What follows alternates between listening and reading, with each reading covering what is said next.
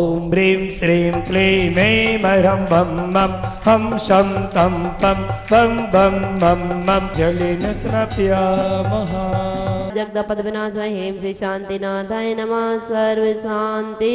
श्रावक श्रेष्ठी श्रीमान उदयचंद जी, राजेंद्र कुमार जी, विकास कुमार जी, अनंत कुमार, सर्व परिवार से श्री संजय कुमार जी, अजय कुमार जी, सीए प्रशांत कुमार जी, सुशांत जैन सर्व परिवार से, सर्व देश से, सर्व राष्ट्र से, सकल दिगंबर जैन समाज से, मोहिनी जैन स्वास्थ्य ज्वाली जैन स्वास्थ्य संगीता जैन स्वास्थ्य पुष्टिरस्तो।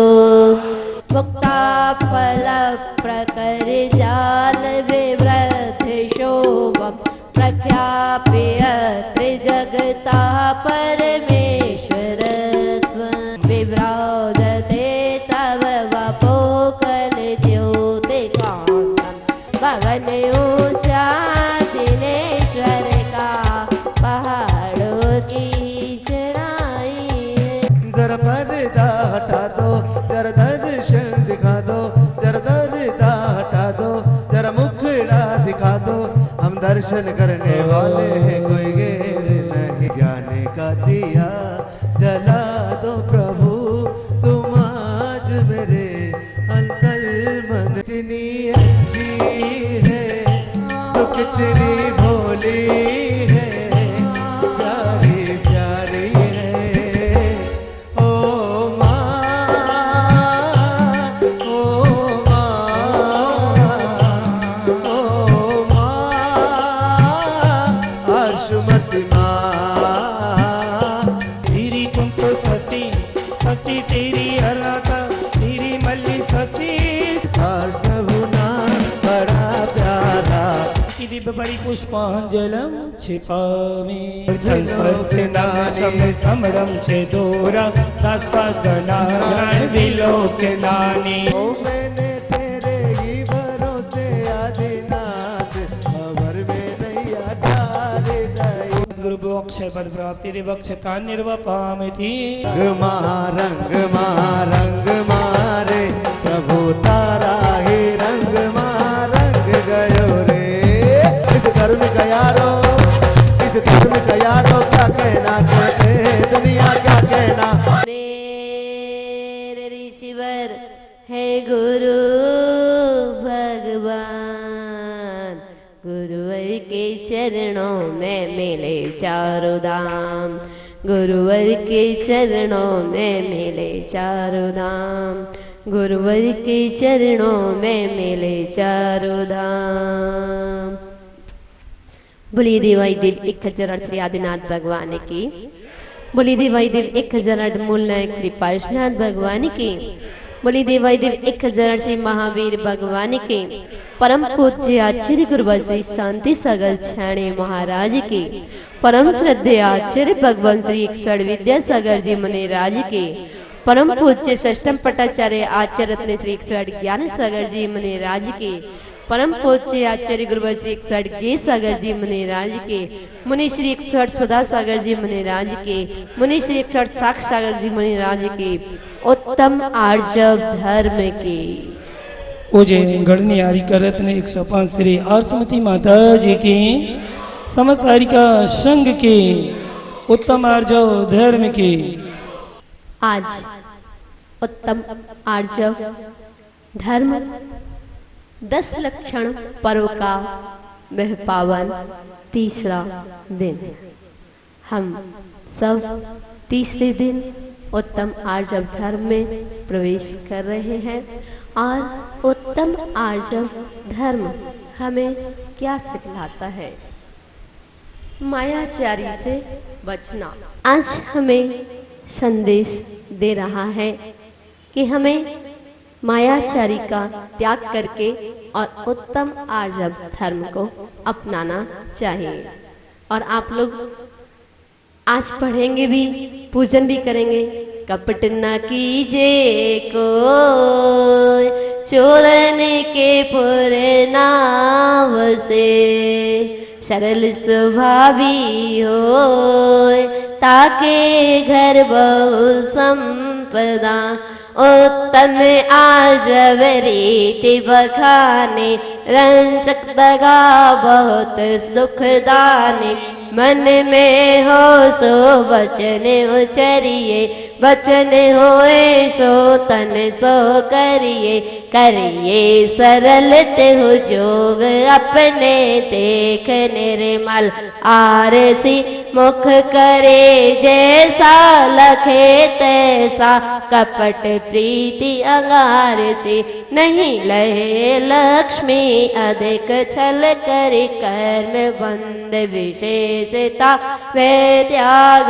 दूध बिलाव पीवे, आप दान नहीं देखता। कह रहे हैं कपट ना कीजिए कोई, चोरन के पुर नाम से सरल स्वभावी होए। ताके घर बहु संपदा। किसके घर बहु संपदा होती है? जिसके मन में छल नहीं होता, उसके घर में संपदा अपार धन बढ़ता रहता है। एक बार क्या हुआ कि गुरु द्रोणाचार्य अपने शिष्यों के साथ में बैठे थे और एक प्रसंग आता है। मैं आप उस दृष्टांत की ओर ले जाती हूँ कि हमारे मन में जैसा भाव होता है वैसा ही हमें सामने का दिखता है। कहते हैं ना कि जो जैसा होता है उसको वैसा ही दिखाई देता है। तो एक बार का दृष्टांत आता है, एक बार प्रसंग आता है, एक दृष्टांत के माध्यम से आपको ले चलते हैं। गुरु द्रोणाचार्य अपने शिष्यों के साथ में बैठे थे। उन्होंने दुर्योधन को बुलाया और दुर्योधन से कहा, सुनो दुर्योधन, जाओ शहर में और शहर में जाकर के किसी निष्कपट व्यक्ति को, छल कपट से रहित व्यक्ति को पकड़ के लाओ। कोई ऐसा सरल स्वभावी व्यक्ति हो जिसके परिणाम सुंदर हो, सरल हो, ऐसे व्यक्ति को ढूंढ करके लाओ। अब दुर्योधन जाते हैं और पूरे गांव में चले जाते हैं, पूरे गांव में ढूंढ करके ले आते हैं, ढूंढते हैं, लेकिन वहां उनको कोई भी एक भी व्यक्ति सरल स्वभावी नजर नहीं आता। एक भी व्यक्ति निष्कपट नहीं नजर आता। आकर के गुरु द्रोणाचार्य के पास आते हैं, कहते हैं महाराज मुझे तो कोई निष्कपटी दिखाई नहीं दिया। तो उन्होंने कहा क्या इस पूरे गांव में एक भी व्यक्ति नहीं मिला?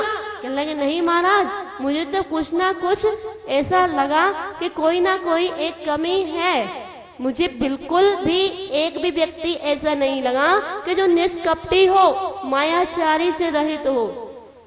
ठीक है, फिर गुरु द्रोणाचार्य युधिष्ठिर को बुलाते हैं, कहते हैं युधिष्ठिर इधर आओ और जाओ किसी कपटी को ढूंढ करके लेके आओ जो मायाचारी से सहित हो, जिसके अंदर मायाचारी कूट कूट करके भरी हो, और जाओ पूरे गांव में एक आधी छल कपटी को ढूंढ करके ले आओ। जैसे ही युधिष्ठिर जाते हैं और पूरे गलियां गलियां छान लेते हैं, पूरा गांव शहर ढूंढ आते हैं, लेकिन उनको कोई भी एक भी छलकपटी नहीं मिलता, एक भी दुराचारी नहीं मिलता, एक भी माया से सहित, मायाचारी से सहित नहीं मिलता। और युधिष्ठिर जैसे ही गुरु द्रोणाचार्य के समक्ष आते हैं और कहते हैं महाराज मुझे तो कोई भी दुराचारी नहीं दिखा, मुझे तो कोई भी मायाचारी नहीं दिखा। मैंने बहुत ढूंढा कि कोई एक दो मायाचारी भी मिल जाए, लेकिन मुझे एक भी मायाचारी व्यक्ति नहीं मिला।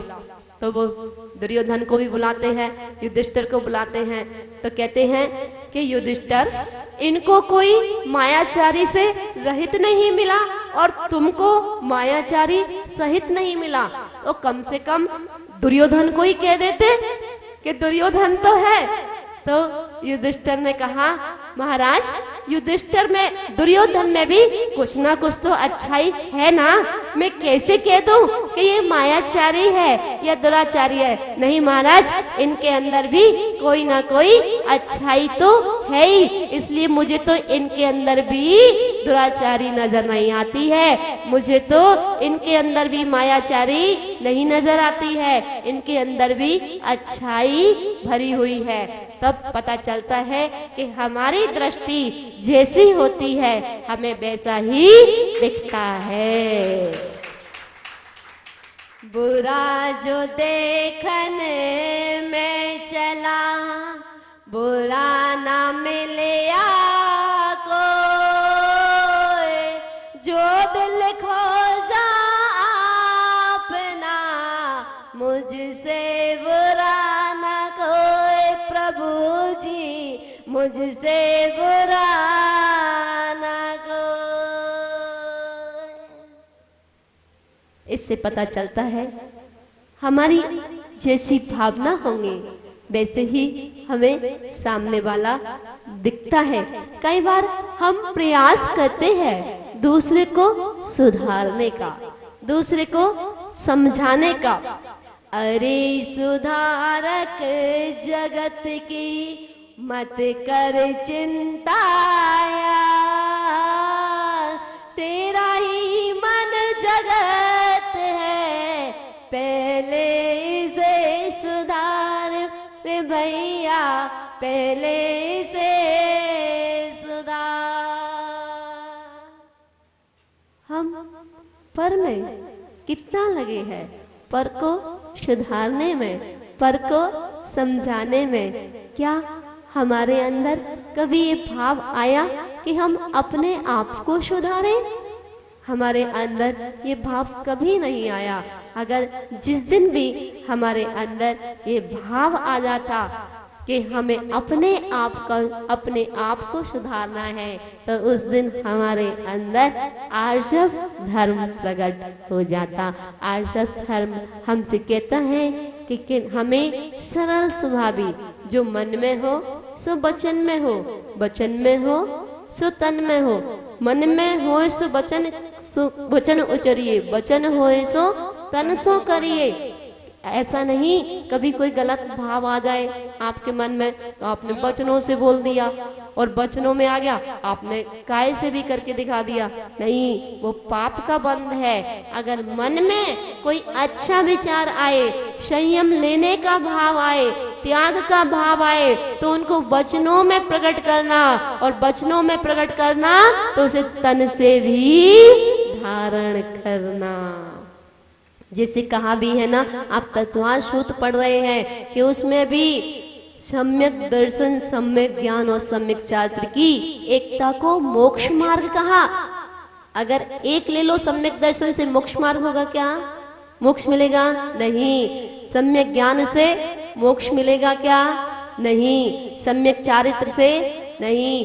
तीनों की एकता से ही, तीनों की एकता से ही मोक्ष की प्राप्ति होगी। और इसको कैसे उदाहरण से समझाया कि जैसे आप लोग डॉक्टर के पास जाते हो, अगर आपको डॉक्टर पर श्रद्धा ना हो, आपको डॉक्टर पर श्रद्धा ना हो तो दवाई लगेगी क्या?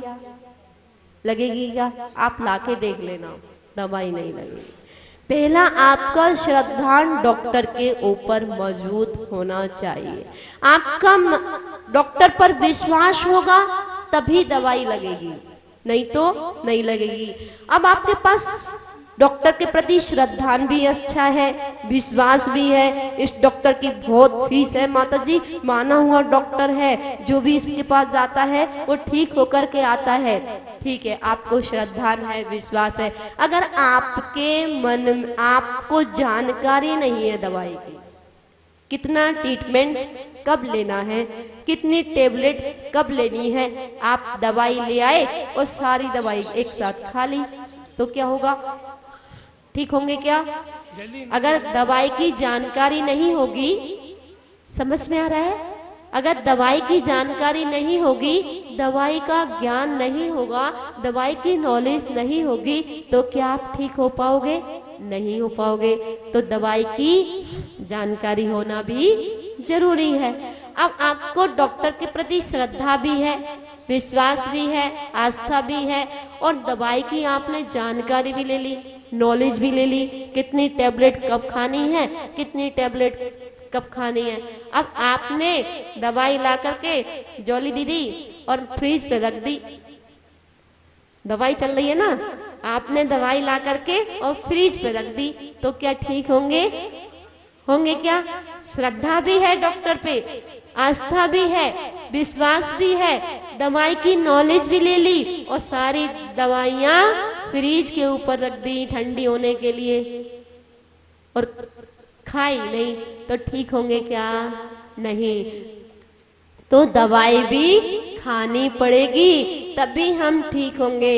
ऐसे ही हमें हमारा श्रद्धान भी मजबूत होना चाहिए, हमारा ज्ञान भी समीचीन सम्यक ज्ञान होना चाहिए, और हमारा आचरण भी समीचीन होना चाहिए। जब तीनों की एकता मिल जाती है तब मोक्ष की प्राप्ति हो जाती है। और रत्नात्रय के धारी जो भी होते हैं वह मोक्ष को अवश्य एक दिन प्राप्त करते हैं। एक बार क्या हुआ, श्री रामचंद्र जी वनवास काल में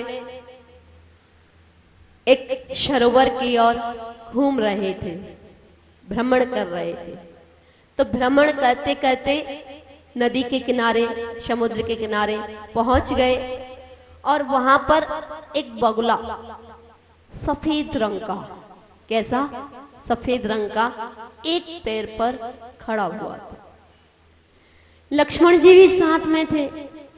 लक्ष्मण जी ने देखा कि अभी तक तो हमने देखा था कि मनुष्य ही योगी होते हैं, आज हमें पहली बार दिखा कि पक्षी भी योगी होते हैं।